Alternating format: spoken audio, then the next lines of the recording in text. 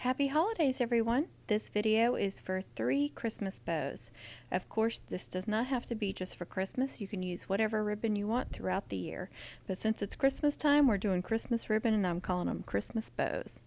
Don't forget to subscribe and tap the bell for notifications. Bow number 1, I am using this black and white buffalo check ribbon that I bought at Hobby Lobby.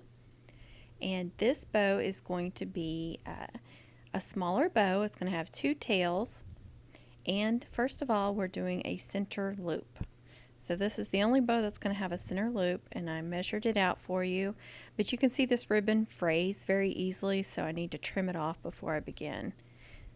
So I made the loop about 8 inches. You could go 6. It just depends how big you want that center loop.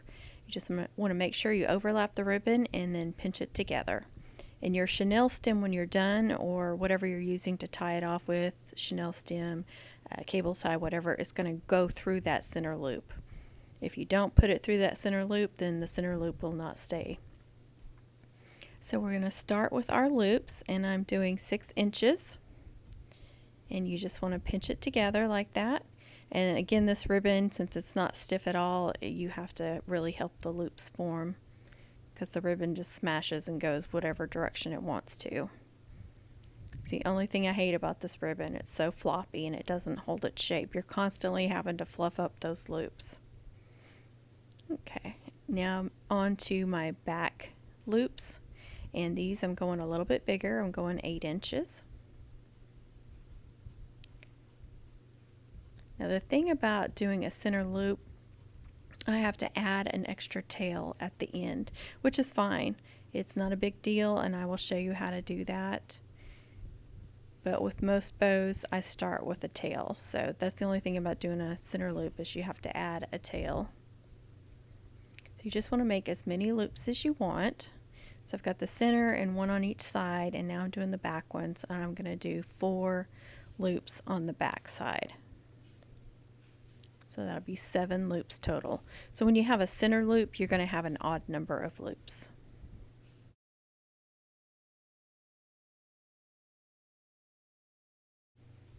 I'm using a 4-inch cable tie, and again I'm going through that center loop. I forgot to add the extra tail before I did this part, but that's fine because I'm still adding a chenille stem so you can tie it onto something.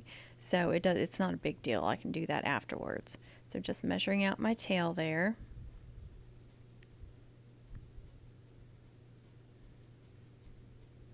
And cutting the end pretty. Now on this ribbon, I have been heat sealing it too. When I cut the tails, you just get a lighter and you quickly go over close to the edge. You don't actually touch the ribbon. I know it kind of looks like I am, but I just get it close and I run it quickly back and forth, and that heat from the lighter just kind of helps seal the ends of those ribbons. It's not perfect, but it does help quite a bit. You can also use fingernail polish on the ends of your ribbons. Just gently tap fingernail polish on it and it will seal it too. And then of course there's no fray, or I think that's what it's called, that you can get in the sewing department. I've bought it before, but I've noticed that you can see it, like it when it dries. Sometimes it'll discolor the ribbon and you can see it, so I don't really like using it. I prefer actually the lighter, but sometimes I'll use fingernail polish, especially ones that have glitter. So you just tap it on the end and then it adds a little bit of sparkle at the end. You see, it was very easy to add that second tail, and the reason why I folded the ribbon over is because it frays so easily. I wanted to fold it over to help prevent that. And you always want to tie your chenille stem or whatever it is very, very tight. Get that center of the bow as snug as possible. It just makes your loops look better. And so when you're done, you just want to fluff everything out, shape the loops the way you want them, and move them around the way you want them. And when you make a regular bow without a center loop, you can always just do your tails at the end. You can add extra ribbon at the end with your tails, just like I did there. This bow turned out to be about 13 inches long. Very cute bow. You can add it to a wreath, a lantern, a garland, put it on your tree, put it on a gift for somebody. This can go just about anywhere. You could put it on anything. Okay, now we're going to start bow number 2. This is the funky bow. The funky bow has multiple layers, multiple ribbons. It's got tails and loops going all different directions. That's why they call it a funky bow.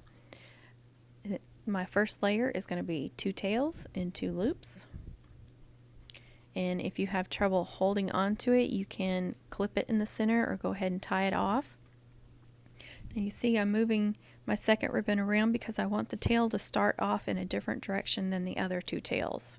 You don't want all your tails going the same direction. You want tails going every direction. That's what gives it that funky look.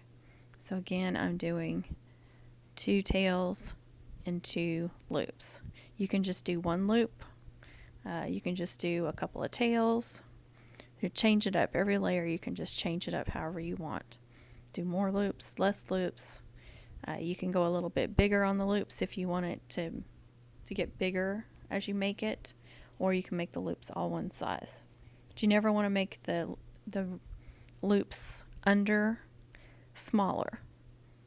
So if you're going to go smaller, you go smaller than bigger. You never want to go bigger than smaller. So my third layer, I'm starting over with the buffalo check. You can do that. You can keep alternating and reusing the same ribbons.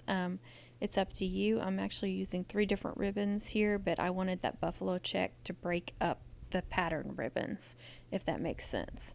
So that'll really make those pattern ribbons stand out by breaking it up, especially since it's black and white, and then the other ribbons are kind of that burlap color, and then they have red on them. So using that buffalo check between them is going to really make those stand out. So I think I ended up with 4 layers. This one is just red glitter berries, and I bought this last year at Walmart, so I don't know if it's available. And then the red truck ribbon is from Sam's Club, but they also had that at Walmart. You can buy red truck ribbon just about anywhere. I've got several different styles, but I do suggest anyone that has a Sam's Club membership, look at the beginning of the season when they start getting Christmas stuff. Look at their ribbons, because they're 50-yard rolls, and you could use that on so many different things. You can decorate your tree and still have enough to make bows for your house, for your wreaths, for whatever. They are huge rolls, and they're really good priced. So you can really save money by buying it there. If you're buying rolls at like the dollar store, that's fine for small projects, but it adds up a lot more if you're buying a bunch. So if you're going to use a lot of ribbon, I suggest buying these giant rolls wherever you can find them. Again, I'm using a cable tie to seal that off, and I pull it as tight as I can, again, because you want that center just as tight as you can get it. And then I will go over it with a wreath tie, or you can use a Chenille stem, something so you need something to be able to tie it off. Now, I will warn you, when you make these bows that have a bunch of layers, it's harder to find that center. Sometimes you lose it when you seal it off or secure it in the center. I always end up with a loop that didn't get secured, always. So I have to go back over and redo the center, tie it off again, or add another one. I don't know what it is, but I cannot get all the loops tied off. So if that happens, it's okay. Just retie it, take it apart, or don't take it apart, but take off the tie, or just add another one. But I will tell you, every time I make one of these bows, I always forget a loop. I don't know how. I try to keep it pinched in the middle and try to keep the loops going on each side so I know where the center is. But see, there it is every time. I'm telling you, I always forget one, but that's okay. I'm going over it with a retie anyway, so I didn't undo the zip tie or cable tie because I knew I was going over it with a wreath tie anyway, and so now it's nice and secure. It's fine. You want to cut all those tails and make them pretty, and then fluff up your loops, and you can move tails and loops around to where you want them. There's my funky bow. It's so cute, and even though I'm always forgetting a loop, that doesn't deter me from making these bows over and over again. I've been making bows for years. I still make mistakes. I still mess up, so don't worry about it. If you mess up, don't get deterred. Just keep practicing, play around with it. It's easy to fix them. Don't be so hard on yourself. Okay, last bow. This one I'm doing with just the red truck. It's going to have 4 loops and 4 tails. This is the biggest or longest bow, but it's just going to be a flat bow, a simple bow with 4 loops.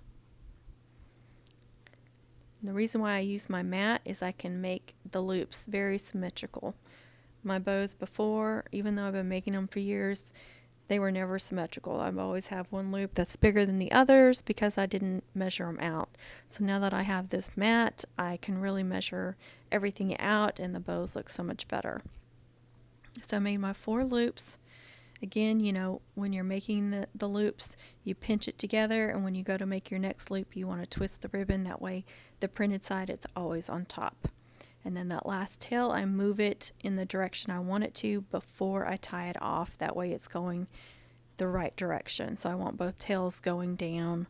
So that's why I move it down before I tie it off. Again, pull it really tight. And then I'm going to add a chenille stem, but I'm also going to add a piece of ribbon to the center of this. So I'll show you how to do that in just a second. I'm using a red metallic chenille stem, but it doesn't really matter because you're not going to see it except for the ends. When you go to tie it off, you might see the ends of them, the little tails of the chenille stem. And I want to make sure that my tails are going east and west. So you want them on top of the loops. The reason for that is I'm going to add this piece of ribbon and I need space for it, but I want to still be able to use the chenille stem to tie the bow onto something. So just cut your ribbon about that size. You could go a little bit shorter. You want to make sure it's plenty long enough though. So I'm folding over the ends because you can't attach it that wide. It would just be too much. So you just want to wrap it around the center. And you can hot glue it on there if you need to. I'm not going to do that one. I'm just going to fold it over, fold it around. And you do want the end to be on the back side. So make sure that when you wrap it around, that end is on the back side. So if it's fraying, you definitely want to add some hot glue there. And then I'm just taking my chenille stem and twisting it real tight to secure that on there.